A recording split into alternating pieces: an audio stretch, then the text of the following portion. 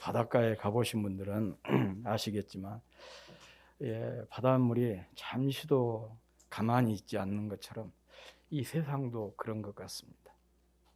정말 어떤 분들의 말처럼 눈을 뜨기가 두렵다. 눈만 뜨면 크고 작은 사건, 사고 소식으로 도배가 되고 있는 것을 볼 수가 있습니다. 이런 사건, 사고 소식을 들을 때마다 우리 인생이 얼마나 허무하고 또 허망한 또 덧없는 존재인지를 생각하게 됩니다. 더불어서 단 한 번만 주어진 이런 선물 인생을 정말 생각 없이, 의식 없이, 또 영혼 없이 살아서는 안 되겠다. 길을 잃지 않고 자신을 잃지 않고 잃고 살아서는 정말 안 되겠다. 그런 결심을 하게 됩니다. 하루하루 날마다 나는 누구인가? 왜 사는가? 무엇을 위해 살고 어떻게 살아야 하는가? 이게 바로 수도자들의 삶의 태도라고 그럽니다. 그런데 사실 이렇게 질문하면서 사는 것이 꼭 수도자뿐이겠습니까? 우리가 정말 우리의 삶을 의미 있고 값지게 살려면 늘 이런 질문 속에서 살아야 되는 것이죠. 내가 누구인지, 왜 살아야 하는지, 무엇을 위해 살고 어떻게 살아야 하는지, 그런 질문이 끊이지 않아야 끊이지 않고 늘 물어야 될 그런 질문인 것 같습니다. 특히 성도라면 자주 질문하면서 삶의 목표, 삶의 방향, 삶의 중심, 삶의 의미가 주 예수 그리스도임을 늘 새롭게 확인해야 될 것입니다. 바로 이것이 성도다운 삶의 비결이고 더 나아가서 잘 사는 비결이기 때문에 그렇습니다. 그런데 이런 삶을 위해서 꼭 필요한 것이 한 가지 있습니다. 그게 뭐냐? 부르심을 기억하는 것입니다. 은혜를 아는 것입니다. 이것을 다른 말로 말하자면 소명의식이라 그렇게 얘기하기도 합니다. 성도로서의 삶의 목표, 또 삶의 방향, 중심, 의미를 주님께 두는 삶을 살기 위해서 우리가 꼭 알아야 할 지식들이 있는데 그 가운데 가장 중요한 지식 중에 하나가 자기 자신에 대한 지식입니다. 그리고 이 지식 가운데 가장 중요한 것이 부르심이에요. 부르심에 대한 지식을 갖는 것이 중요합니다.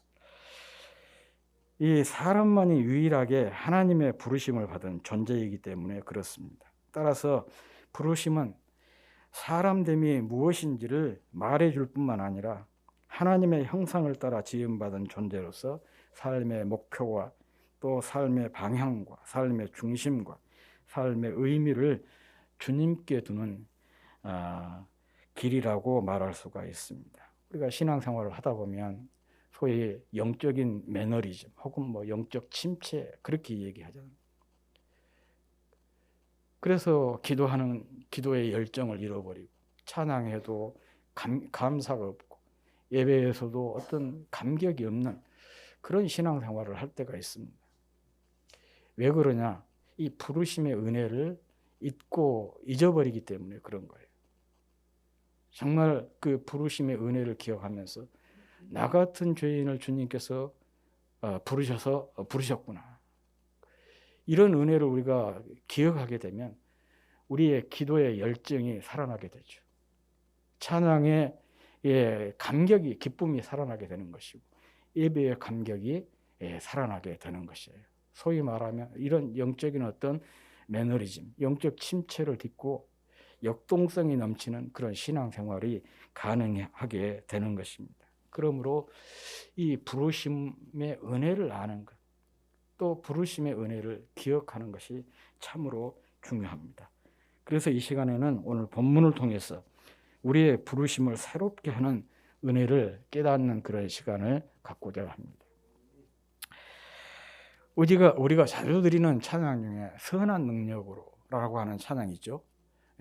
이 찬양을 지은 분이에요. 작사자가 누구냐 그러면 독일의 그 유명한 신학자 보네퍼라고 하는 분이에요. 그런데 이분이 성도의 부르심에 대해서 이렇게 정의를 했습니다. 부르심이 뭐냐? 부르심은 우리 마음의 소원에서 나오는 것이 아니라 일방적으로 임하는 것입니다. 부르심은 주님이 원하시는 사람에게 주님이 원하시는 때에 낯설고 어색하며 전혀 예기치 못한 주님의 말씀으로 강력하게 임하여 꼼짝없이 사로잡아 주님을 섬기게 합니다. 그 누구도 주님의 부르심을 거역할 수 없으며 오직 주님이 주시는 말씀이 있을 뿐입니다. 이렇게 상당히 길지만은 부르심에 대해서 정의를 했어요. 한마디로 요약을 하자면 그렇습니다. 이 주님의 부르심이라고 하는 것은 우리의 선택사항이 아니라는 것이죠. 하나님께서 그 일방적으로 주어지는 것이다. 그래서 거역할 수 없는 불가항력적이라 그렇게 표현한 것입니다. 그래서 은혜인 거예요. 내가 선택할 수 있는 것은 은혜가 아닙니다. 선택할 사항이 아닌데 일방적으로 주어지기 때문에 그것을 가리켜서 은혜라 그렇게 이 얘기를 한 거예요. 부르심이 그렇다는 것입니다. 오늘 본문이 이것을 참 잘 보여주고 있습니다. 오늘 본문은 지금 출애굽 역사를 쭉 이 얘기를 이어가는 가운데 갑자기 중지를 하고 뒤를 돌아보는 그런 시간을 갖습니다. 느닷없이 지금 족보 얘기가 나오고 있잖아요, 오늘 본문. 그런데 이 족보 얘기가 단순히 이스라엘에 대한 그 일반적인 족보가 아니고 레위 자손의 선택적인 그런 족보 얘기예요. 레위 자손에 대한 이 얘기고 또 레위 자손 중에서도 모세와 아론의 족보 이 얘기입니다. 그러니까 지금 이 얘기를 전개를 하고 가다가 갑자기 끊고 선택적인 족보 얘기를 하고 있다고 하는 것은 이게 참 중요한 의미를 가지고 있다는 거예요. 우리가 성경을 읽다 보면 전체적인 맥이 딱 끊기는 조금 좀 이상한 부분이 있을 수가 있어요. 사실은 그 부분이 굉장히 중요한 부분이거든요. 어떤 중요한 그 메시지를 담고 있는 그런 내용을 가지고 있어요. 그래서 그런 부분들을 유심히 잘 살필 필요가 있는데 이 출애굽기에서 오늘 이 족보 얘기가 바로 그렇습니다. 족보 얘기를 한다면 이스라엘의 일반적인 족보 얘기를 쭉 해야 되는데 그것도 일반적인 족보 얘기가 아니라 선택적인 이 레위의 족보 얘기를 하고 있고 레위 족보 중에서도 모세와 아론의 족보에 중점을 두고 있다. 그런 점이에요. 이 족보 얘기를 보면 두 가지 특징이 있습니다. 앞서 말씀을 드린 대로 이스라엘 전체에 대한 족보 얘기가 아니라는 거예요. 물론 보면 야곱의 그 첫 번째, 두 번째 아들 그 족보를 얘기를 하고 있죠. 루벤과 시몬 얘기를 하고 있는데 루벤과 시몬 얘기는 세 번째 아들 레위 얘기를 하기 위한 것입니다. 그래서 레위가 야곱의 12아들 중에서 어느 위치에 있는지 그 서열을 지금 확인해 주는 그런 장치인 것이죠. 그리고 두 번째 특징은 그겁니다. 모세와 아론의 족보를 얘기를 하고 있지만은 오히려 누구를 강조하고 있냐? 모세가 아니라 아론의 족보를 강조를 하고 있습니다. 우리가 상식적으로 생각하면 출애굽 역사에서 더 중요한 인물이 누구예요? 모세 아니겠어요? 모세가 지도자니까. 아론은 말 그대로 그냥 대변인에 지나지 않은 사람입니다. 그런데 이 족보 이 얘기에서 모세보다는 아론 자손에게 더 방점을 두고 있어요. 모세는 모세의 아내 이름도 빼버리고 그냥 간단하게 모세의 두 아들 얘기만 하고 있어요. 그런데 아론의 경우는 아론의 아내 얘기도 또 소개를 하고 있고 4명의 아들 얘기와 더불어서 손주까지 비느하스까지 소개를 하고 있습니다. 이것을 보면 이 족보가 아론을 지금 강조하고 있다. 그것을 알 수가 있습니다. 그럼 왜 이렇게 아론 족보를 강조하고 있나? 그게 바로 이제 성경의 관심을 우리에게 잘 보여주고 있는데 성경의 관심은 하나님께서 이스라엘을 선택하신 이유가 온 세상의 제사장 나라로 선택을 한 것이거든요. 그러니까 성경의 관심은, 이 본문의 관심은 제사장 나라에 있고, 제사장 나라에서의 제사장 역할을 하게 될 아론 자손을 강조를 하고 있는 것입니다. 그러니까 이 말은 우리 신앙생활에서 정말 하나님께서 또 성경이 강조하고 있는 것은 무엇이냐? 예배라는 거예요.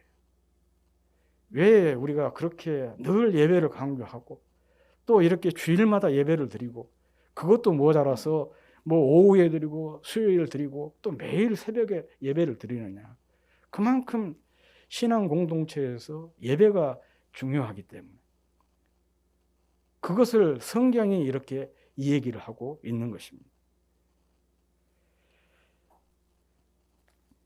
그런데 여기서 참 우리가 제가 이 얘기하고 싶은 것은 레위 지파, 레위 자손이 어떻게 해서 이런 복을 받을 수 있었는가? 참 이것은 놀라운 일입니다. 우리가 창세기 34장을 보면 레위가 어떤 사람인가를 아주 잘 보여주고 있는 사건이 나와요.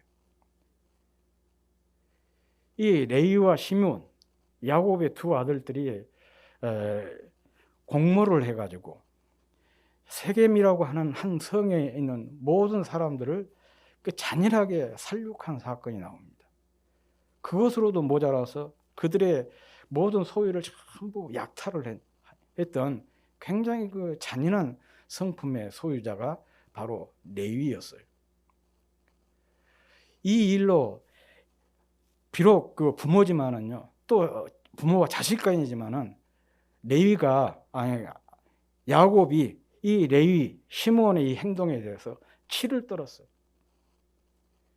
창세기 49장에 보면 야곱의 유언적 애언이 나오는데, 자기 12아들들 한 사람 한 사람 그 자손들을 위해서 축복하고 애언하고 있는 그런 내용인데, 이 시므온과 레위 지파에는 축복은 하나도 없고 전부 저주만 나와요. 부모가 죽는 마당에 마지막으로 자기 자녀를 위해서 하는 마지막 말이, 아무리 자녀에 대해서 섭섭한 마음이 있어도 좋은 말 해주고 축복의 말을 해주는 것이 인지상정 아니겠습니까? 그렇잖아요. 아무리 자식이 섭섭하게 했어도 죽는 마당에 마지막 말은 좋은 말을 해줘야 되는데, 야곱은 그렇지 않았어요. 축복 대신에 저주만 했어요. 그만큼 야곱이 두 아들들에 대해서 크게 상처를 받았다, 그런 얘기 아니겠습니까? 그런데 그 아버지에게 저주만 받았던 이 레위가 제사장 나라의 제사장이 되었다는 것이죠. 그리고 이런 그 저주받은 혈통에서 모세와 아론과 같은 그야말로 이스라엘 백성들을 애굽에서 구원하는 민족의 구원자가 탄생을 했다는 거예요. 이것을 어떻게 우리가 설명할 수가 있겠습니까? 그것은 바로 이 부르심의 은혜인 것이죠. 하나님의 그 일방적인 부르심의 은혜. 그래서 레위를 제사장 나라의 제사장으로 부르신 부르심의 은혜. 저주받은 혈통에서 태어난 모세와 아론을 민족의 지도자로 부르신 부르심의 은혜로밖에 우리가 설명할 수가 없는 거예요. 그런 점에서 부르심이라고 하는 것이 큰 은혜이고 복인 것이죠. 모세 개인만 놓고 보더라도 마찬가지예요. 만약의 경우에 하나님의 부르심이 없었다면 모세가 어떻게 됐을까요? 모세도 다른 아이들처럼 태어나자마자 나일강에 던져져서 악어밥이 되었을 것입니다. 그런데 하나님께서 그를 부르셨기 때문에 애굽 공주의 그 양자가 되고 이렇게 민족의 지도자로 활약을 하게 되어서 성경에 큰 족적을 남기게 된 것이죠. 믿음의 조상 아브라함도 마찬가지입니다. 그에게 하나님의 부르심이 없었다면 그는 갈대아 우르라고 하는 지역에서 처음으로 이름 없이 그냥 사라졌을 거예요.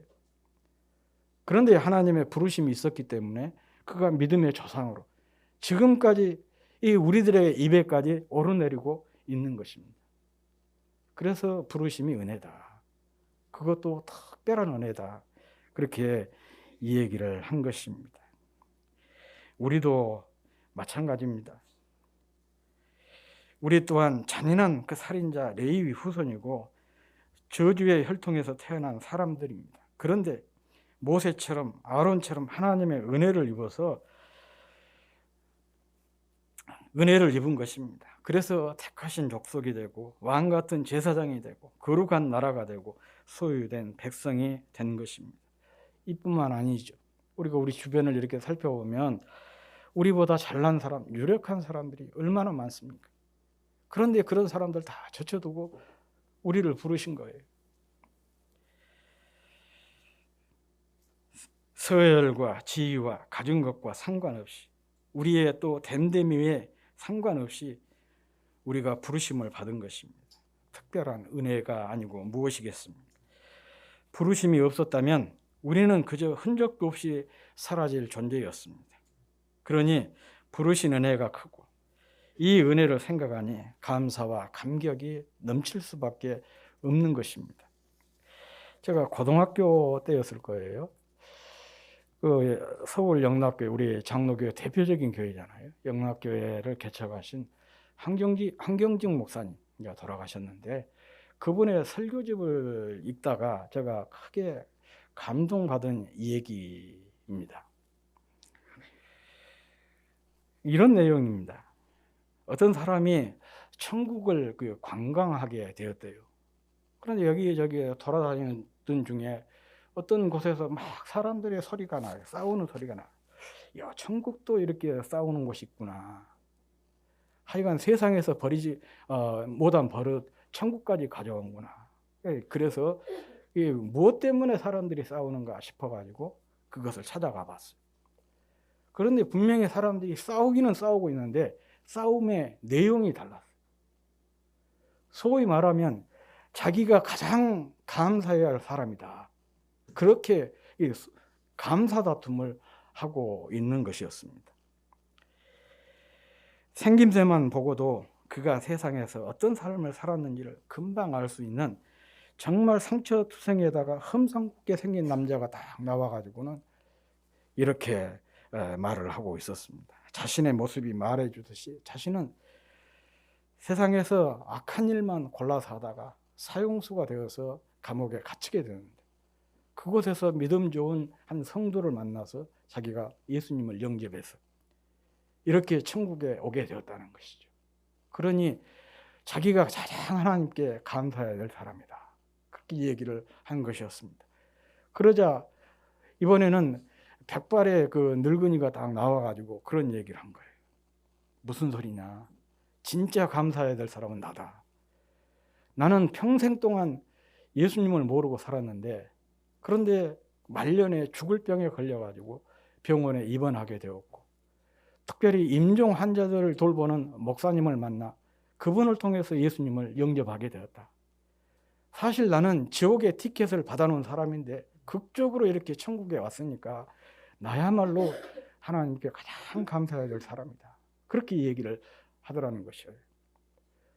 이번에는 그 단정하게 옷을 차려입은 노신사가 나와가지고 또 이 얘기를 합니다. 자기는 예수님을 신실하게 잘 믿는 교회에서 장로로 권사로 섬기고 있는 부모님에게 태중신자로 태어난 사람이다. 그러니까 모태신앙을 가진 사람이다. 그런 얘기죠. 그런데 평생을 주님을 떠난 적 없이 충성스럽게 주님만 섬기다가 천국에 왔다는 것입니다.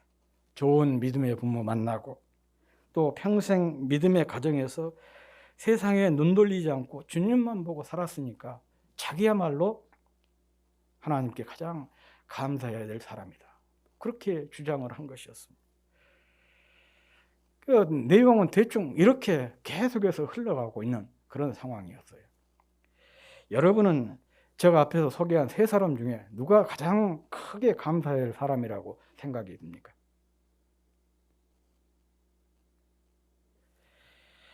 그거야 부르심의 은혜를 가장 크게 또 가장 많이 깨달은 사람일 것입니다. 세상이 교회와 성도에게서 등을 돌린 가장 큰 이유가 있습니다. 성도가 교회에서 질 낮은 수준 낮은 싸움을 하고 있기 때문에 그렇습니다. 예수님 당시부터 누가 크냐는 등 자리 다툼을 비롯해서 시기하고 질투하고 또 교만, 자기 영광, 자기 사랑, 자기 세력 확장을 위해서 이런 수준 낮은 싸움들을 성도가 교회에서 하고 있기 때문에 세상 사람들이 교회를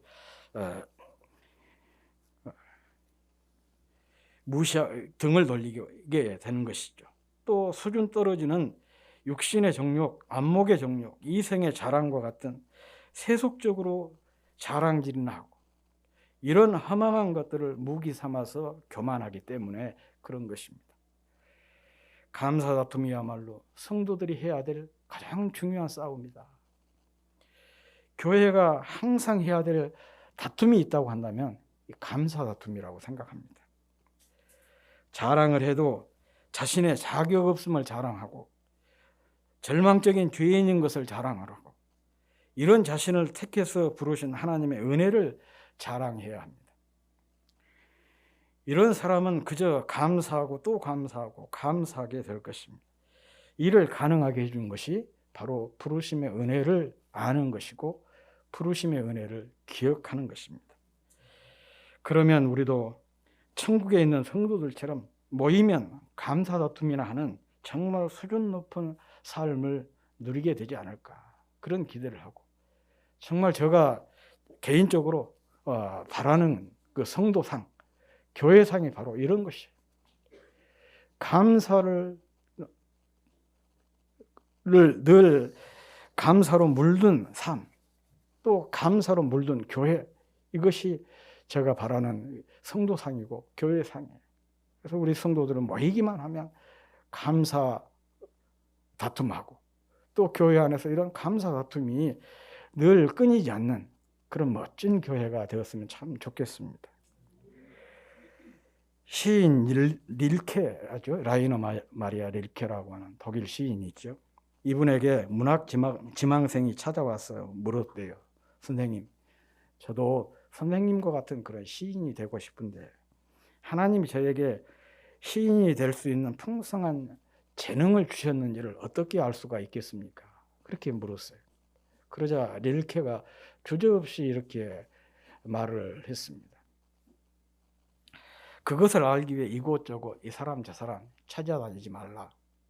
또 여기저기에 작품을 응모해서 재능을 증명해 보려고 애쓰지 말라. 그렇게 충고를 했습니다. 그러면서 이렇게 자기 자신에게 물어보라고 했습니다. 내가 시인이 되지 않는다면 과연 나에게 살 의미가 있는가? 정말 나는 죽어서도 꼭 시인이 되어야만 하는가? 이 질문에 대해서 그렇다라고 대답할 수 있으면 누가 뭐라고 해도 반드시 시인이 되라.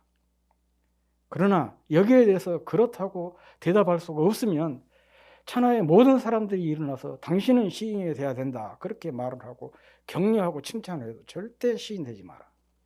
이런 충고를 했다고 합니다. 무슨 말입니까? 시인이 된다는 것은 재능보다 중요한 것이 시인으로 부름받은 소명에 대한 확신 얘기 아니겠습니까?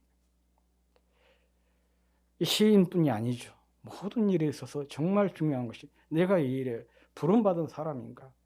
그 확신을 갖는 것이 정말 중요한 일입니다. 성도는 더욱 그렇습니다. 주님과의 관계에서 내적인 확신을 가져야 됩니다. 주님께서 이 세상 수많은 사람들 중에서 고르고 골라서 나를 선택하셨다. 나를 부르셨다. 이에 대한 확신을 갖는 것이 정말 중요한 것이죠. 뿐만 아니라 다른 것도 다 마찬가지입니다. 내가 한 가정의 가장으로 또 아내로 남편으로 자녀로 부름받았다는 확신을 가지고 사는 것이 중요해요. 어떤 일에 있어서도 마찬가지입니다.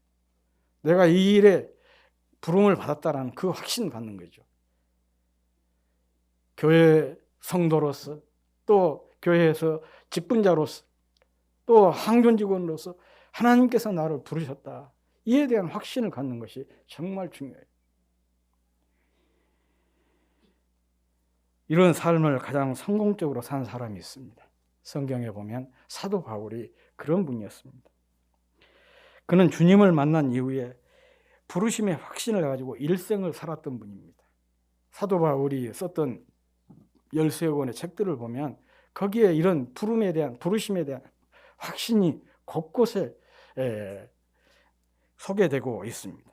바로 이 확신이 그로 하여금 어떤 환경에서도 낙심하지 않고 도리어 위대한 신앙 고백을 하게 만들었어요.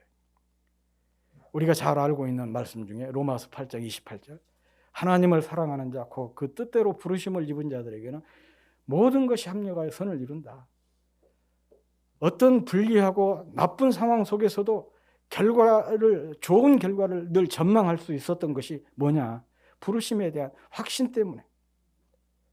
그 확신이 그로 하여금 모든 불리한 상황을 좋게 해석을 하고 또 그렇게 확신을 하면서 고백을 할 수가 있었던 것이죠. 그뿐만 아니라 또 로마서 8장 이후에 보면 이런 말씀이 있어요. 내가 확신하노니 사망이나 생명이나 천사들이나 권세자들이나 현재 일이나 장래 일이나 능력이나 높음이나 깊음이나 다른 어떤 피조물이라도 우리를 우리 주 예수 그리스도 안에 있는 하나님의 사랑 안에서 끊을 수 없느니라. 그래서 그 어떤 것도 하나님의 사랑에서 자신을 끊을 수 없다. 이런 고백을 했습니다. 이런 고백이 어디에서 나온 것이냐? 부르심에 대한 확신에서 나오게 된 것이죠. 바울의 삶이 이런 확신에 기초했기 때문에 자기 목숨을 다하는 순간까지 주님을 위해서, 주님의 복음을 위해서 헌신할 수가 있었던 거예요. 사도행전 20장에 보면 참 그 눈물겨운 바울의 고백이 나오지 않습니까? 내가 달려갈 길과 주 예수께 받은 사명 곧 하나님의 은혜의 복음을 증거하는 일을 마치려 하면은 나의 생명조차 조금도 귀한 것으로 여기지 아니하노라 그랬어요.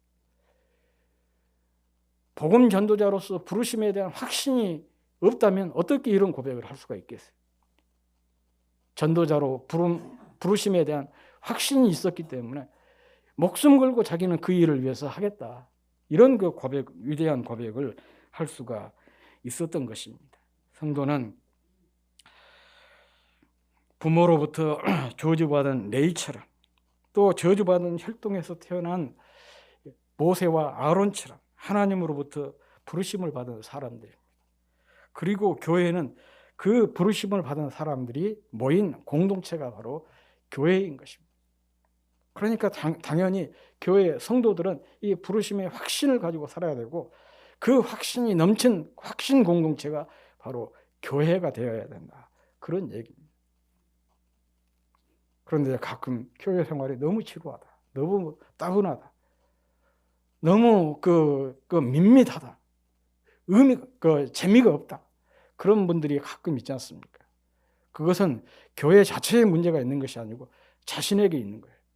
정말 내게 부르심의 은혜를 내가 망각하고 있기 때문에 그 확신이 약화되고 있기 때문에 그런 현상들이 나타나고 있는 것입니다.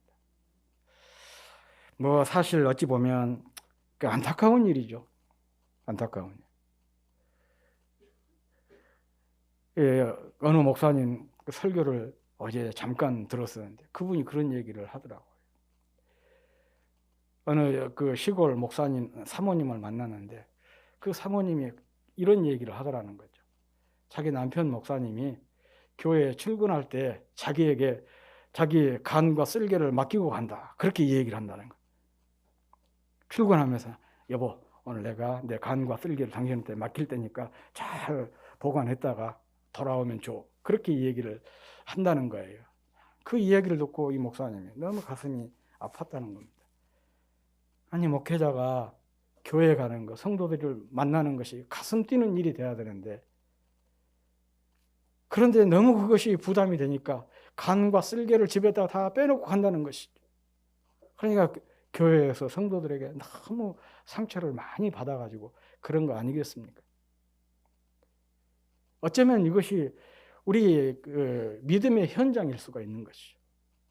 그래서는 안 되지만 논리적으로는 그럴 수가 없지만 현실적으로는 이런 일들이 벌어지고 있는 거예요. 왜 그러냐? 다른 거 없습니다. 부르심의 은혜를 우리가 잊고 사니까 그래요. 그 부르심의 은혜로 우리가 충만하지 못하기 때문에 그런 것입니다. 아무리 힘들고 어려워도 내가 어떤 자리에서 구원을 받았는지 그 부르심의 은혜를 안다면 얼마든지 극복해낼 수가 있는 것이죠. 아무튼 성도는 바울처럼 이런 부르심에 대한 확신을 가지고 사는 사람이어야 합니다. 우리 모두 이 부르심에 대한 확신을 날로 새롭게 확신하는 나날이 되어서 정말 영적 침체, 영적 매너리즘 그런 것을 모르는 인생, 그런 모르는 신앙, 그래서 날마다 그 역동적인 신앙생활로 주님을 섬기고 교회를 섬기고 그래서 주님께 기쁨이 되고 영광이 되는 저와 여러분이 되었으면 좋겠습니다.